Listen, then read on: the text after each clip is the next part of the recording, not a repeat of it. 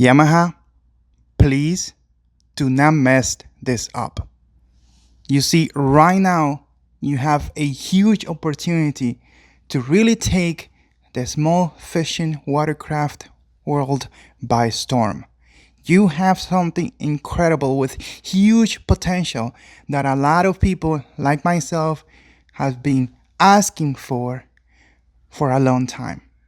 We're talking about a compact, super useful, small watercraft that has the power to go far, 40, 50, 70 miles out, fish, come back to the shore, inshore, fish inshore. The place doesn't matter anymore because this watercraft you're working on has the potential of being able to be used on pretty much all kinds of waters. Of course, there's restrictions and stuff, and some places don't allow this type of stuff. But my point is, we finally have something that we could launch at a spot, go miles and miles out, catch, I don't know, a tuna, and then speed up to a nice cove, drop the anchor, and fish inshore.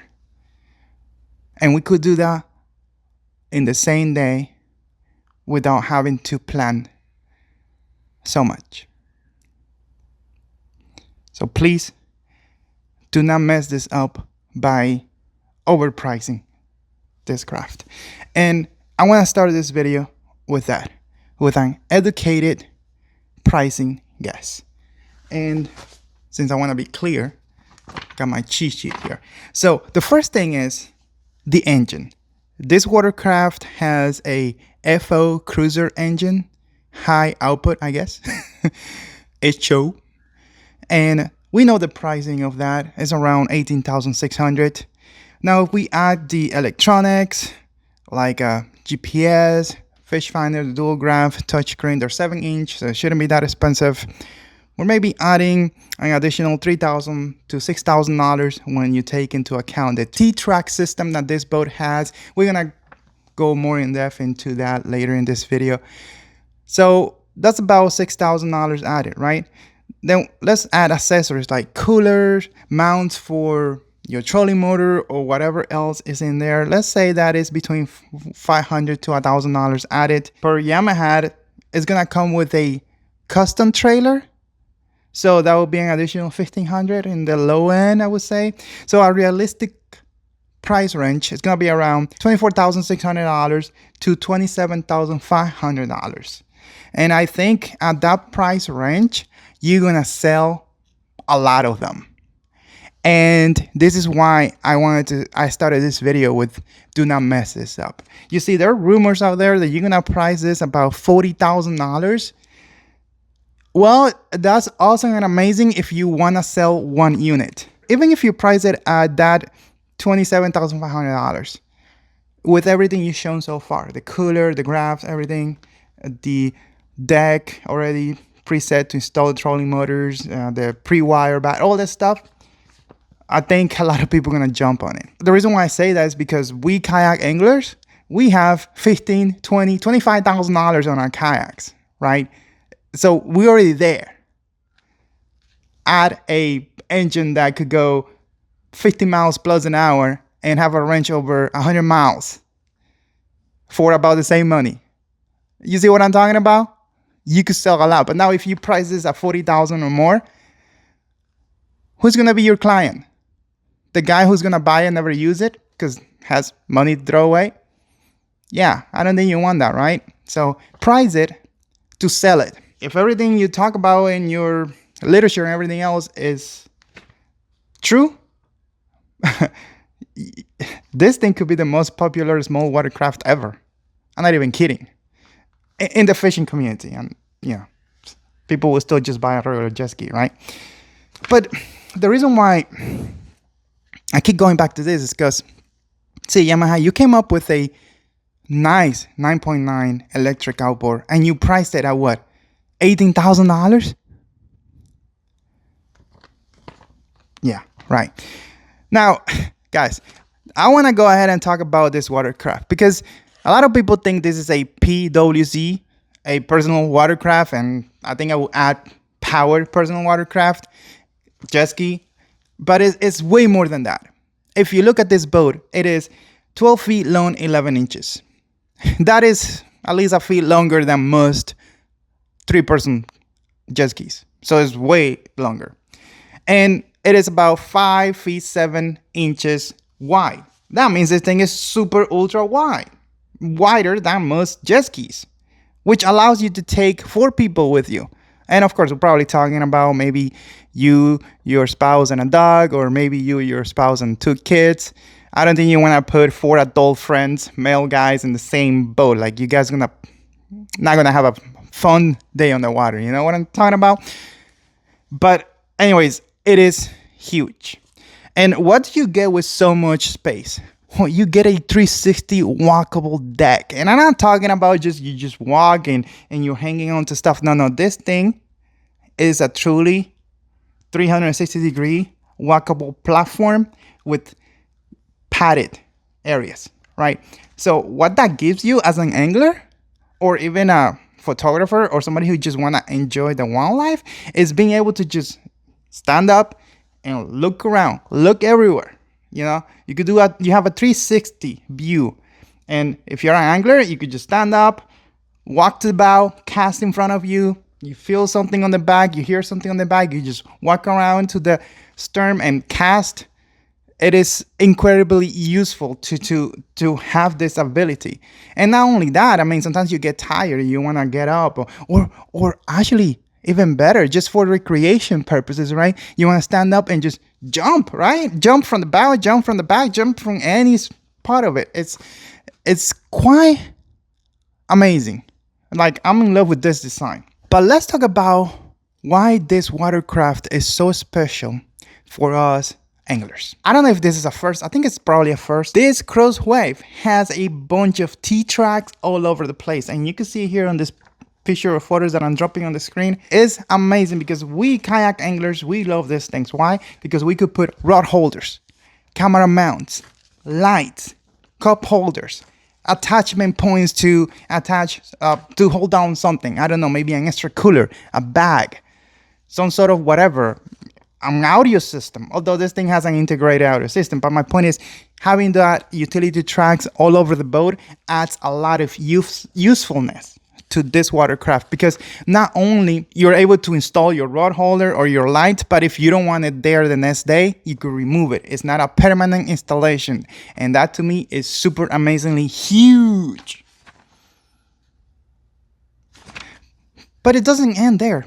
So I was looking around and I see in the back, I see something familiar. A shallow anchor pole system. What? A micro anchor? You could put a powerful micro anchor on the back and anchor down with a stick? That is so nice. I mean, can you imagine on a jet ski, you go, well, it's not really a jet ski, but like something like this, you go far away, you get to a shallow place and you just press a button and put in your anchor? That's cool. But if you are more like a high-end person and you're more like a high-tech person and you don't want to deal with spikes or anything like that, guess what? You could put a trolling motor on the bow, and not just a cheap trolling motor. You could put a GPS controlled trolling motor. And the one that they have in the pictures is an NK. It's a min cutter. You know what you can do with that? You could shallow anchor. Well, not quite shallow. You could anchor with the press of a button in deep water, running water, waves coming in and out, covering all over the place. Next to the boat channel, you could anchor by just pressing a button. And that to me is super huge, because you don't have to worry about taking anchor system with you. You don't have to take the pole. You just take the trolling motor. And it's actually safer because you're not physically attached to anything. So if you have to move because something is coming, you could easily get out of the way. You don't have to pull the anchor into the boat. You don't have to cut lines. You don't have to do any of that. You could just simply move. But those motors are not only for anchoring. Guess what? You could also move from spot to spot by just using the amazing built-in navigation system. And you could do way more, but this video is not about the trolling motor. Why I'm mentioning this is because you could install that bow-mounted trolling motor on this boat without even breaking a sweat. And battery system, well, it has a dedicated space to put a group 24 battery in there. It's already pre-wired, so you just drop your battery and you're ready to go. And guess what? If you're gonna be using a battery to power this, just get an Amped Outdoors lithium batteries because they're simply the best. I've been using them for many years. And guess what? Even better, I have a coupon code, ALIEXFOLGUEIRA. It's going to save you 10% off your order. All the information you need is down in the description. Just use it to power anything in your life. Amped Outdoors is simply the best. Lithium batteries is the way to go. And Amped Outdoors offers you great customer service, quality, and they even look nice. So make sure to go and grab some if you need them. And let's continue with this. So not only you got that 360 walkable deck, right? Not only you got the trolling motors and all that stuff, but you have super stability. So yeah, I see the pictures. I see this guy in the rear. I see this guy going to the bow, to leaning down, to deploy the trolling motor. This thing is super stable. It's not going to flip over. Something I want to cover that a lot of people have not even mentioned, and that's why I got my cheat sheet here. Let's talk about range. So we know the engine, right? 1.9 liter 4-cylinder. We also know the capacities, 26.2 gallons or so of fuel. And we could estimate how much gas we burn per hour. For example, if you go 5 to 10 miles an hour, just low speed, you're going to be burning about 2 gallons per hour, which is definitely going to give you over 100 miles of range if you do the math. If you go cruising speeds, and that's what I recommend if you're going to move from spot A to B to go at cruising speeds, because really it doesn't make sense to wide open this thing or any craft whatsoever. You're just not going to get that much back for the amount of fuel you're burning or electricity, however you power it. So 30 to 40 miles an hour will be cruising speeds. You're going to be burning 5 to 7 gallons per hour. So you're going to be looking at 3+ hours of run time, which is going to cover between 130 to 150 miles. And why do I give you ranges like that? Because water, life, conditions, weight. There's so many variables. It's practically impossible to calculate exactly how far you're going to go with anything in life. Like, it doesn't matter if it's a gas car, electric car, a boat. It doesn't matter what it is. There's a lot of unpredictable conditions out there that will definitely change your range. But I say 130 miles minimum is a quite safe bet. But if you want to wide open it, 50 miles an hour plus, which I don't see the need, again, I just explained it, you could probably go for about 90 minutes wide open, depending on conditions, and it's going to be about, what, 80 miles? So it's not a great idea. You see, you're going to burn your fuel in like an hour and 30 minutes for what exactly? An extra 10 miles an hour? I don't think that's worth it. But you do sometimes need to just go wide open to get out of spots or certain things. Maybe the weather is coming and you have enough. That's where you crank it up. But for normal cruising fishing, just stick to that cruising speeds. But this boat also has some other cool, impressive features. For example, storage. Do you know that it has about 82 gallons of storage? It has 2 very large compartments on the back that you could store a lot of stuff. Heck, even have a locker for the anchor. I don't see why you will need an anchor, having a shallow anchoring system on the back if you want, or having a GPS controlled trolling motor. But what's the word I'm looking for? In case you want to take an anchor with you, you have an anchor locker, which is like whatever.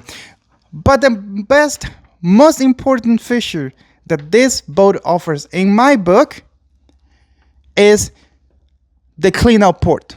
You see, jet skis, the one thing people hate about jet skis or jet engine in general is that how the hell are you going to clean it up if something gets there? Grass, debris, whatever. How the hell you're going to have to get off, go in the water and clean it up. And who wants to do that? Exactly nobody.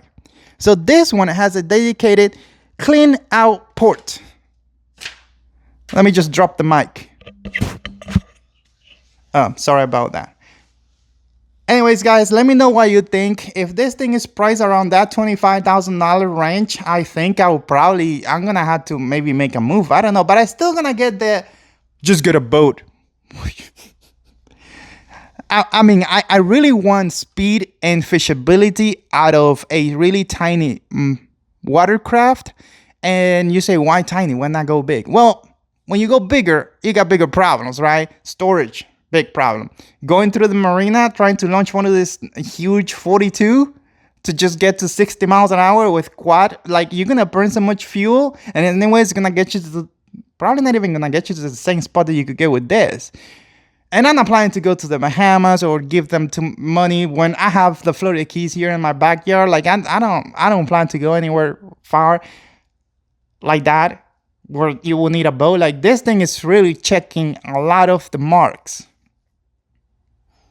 And the fact that it's small and it's aerodynamic is gonna give you better fuel mileage, whether you have an electric truck or gas. Like this thing has it's checking so many boxes that I'm thinking, I hope it's not a dream, or I hope that Yamaha doesn't mess it up, because they have the potential of having something truly groundbreaking, truly revolutionary in the fishing industry. And not just for fishing, like even if you're a family of 2 kids and you like to just go out to the sandbar, this may be better than having a proper boat because of all the amenities that it has. Let me know what you think. Hopefully this is not gonna be the last video on this. I really wanna see it in person. I really wanna test it out, and maybe we'll do a series. Thank you for watching. See you in the next video.